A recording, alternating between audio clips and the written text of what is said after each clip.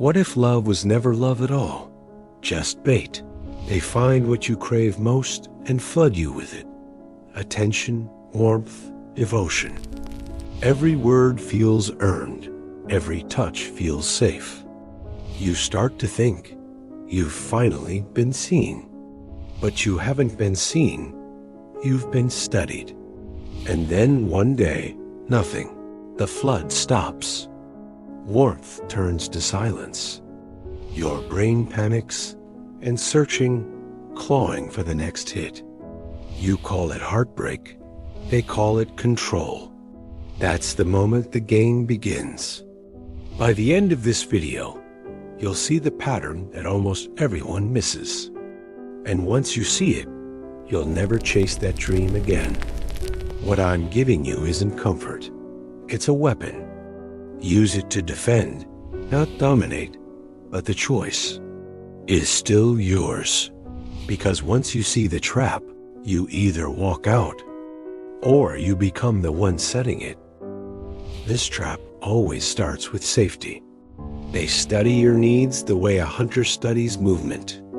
Not to understand you, but to use you. Every compliment is a test. Every coincidence a design. They mirror your rhythm, echo your words, laugh half a second after you do. You call it chemistry. They call it calibration. Soon, they flood you with affection. Good morning texts, constant praise, little gifts. Every gesture is a spark that builds the illusion of closeness. You start mistaking intensity for intimacy. Your body responds. Your nervous system lights up. Dopamine, oxytocin, trust. The same chemicals that bond you to safety now bond you to them. They give you more when you drift away, less when you stand your ground. You start adjusting yourself to earn that feeling again. You never feel the switch. You don't notice the shift. You were the chooser, now becomes the chosen.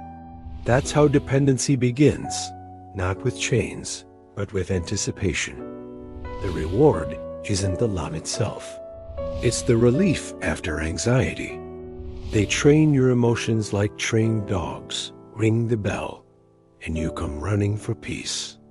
The loop tightens. They give, they pull back, they give again. Every absence feels like punishment. Every return feels like salvation. That's the real trap. You start policing yourself to keep them pleased. You call it effort. They call it control. And just when you're fully trained to crave their touch, they vanish. Then it happens. The warmth fades almost overnight. Messages slow. Praise turns cold. Affection disappears. They don't explain, they starve you. At first, you chase. You replay every word, search for what you did wrong. You promise to fix it, even though nothing was broken. That's the test. Will you beg for what was freely given? When you reach out, they offer crumbs. A short reply, a half smile, a delayed call. And somehow, those scraps hit harder than the flood ever did. Intermittent reward, the strongest leash ever built. Now you do their work for them. You monitor every tone, timing, and silence. You start predicting storms before they arrive. Every thought loops around the same question. How do I get them back? That's the pivot. It's no longer about love. It's about relief. They've trained you to confuse tension with passion, anxiety with care. It doesn't feel like manipulation. It feels like meaning. And meaning is harder to break than habit. So you stay. You justify. You shrink. But exhaustion is part of the design. Each day a little less of you remains. That's how the reward becomes the cage. You can't outlove a manipulator. You can only outsee them. It starts when you name the pattern. This wasn't connection. It was conditioning. Every high was a setup for the low. Once you see that, the spell fractures. You stop asking, why did they change? You start asking, why did I ignore the pattern? That's awareness, the first form of power. They still expect you to chase. Silence becomes their last weapon. So you flip it. You stay silent first. Not to win, to exit. They can't starve the one who no longer feeds on what they offer. Now the control loop breaks. Relief doesn't come from their return. It comes from your restraint. That's the only move that ends the game. The method is simple, the freeze test. So when someone floods you with warmth, stop. Don't react, don't explain.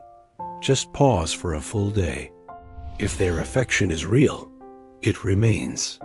If it's control, it decays fast. That pause is your proof and your weapon. Remember it. Freeze before you feel. That's how you keep the sword by the handle, not the blade. For next, we'll dissect a deeper trick, the one that rewrites your very own memory. It's called gaslighting. This was just the first weapon of manipulation, reward act. But there are even more than this. Each one sharper, quieter, older than the last. They rewrite memory and guilt. Starve reason until you can't tell love from control. Watch the full series, Acts of Manipulation, and learn every weapon before someone uses them on you.